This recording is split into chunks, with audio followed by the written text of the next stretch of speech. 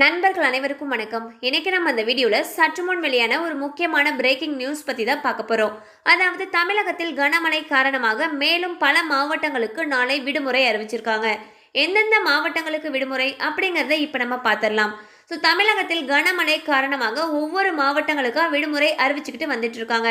அந்த வகையில் தற்பொழுது காஞ்சிபுரம் மற்றும் செங்கல்பட்டு மாவட்டங்களில் நாளை பள்ளிகளுக்கு மட்டும் விடுமுறை அறிவிக்கப்பட்டுள்ளது.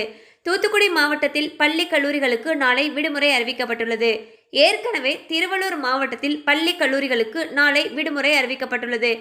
இதுவரைக்கும் 4 மாவட்டங்கள் காஞ்சிபுரம், செங்கல்பட்டு, தூத்துக்குடி மற்றும் திருவள்ளூர் ஆகிய 4 மாவட்டங்கள்ல இருந்து விடுமுறைக்கான அறிவிப்பு வெளியாகி இருக்கு.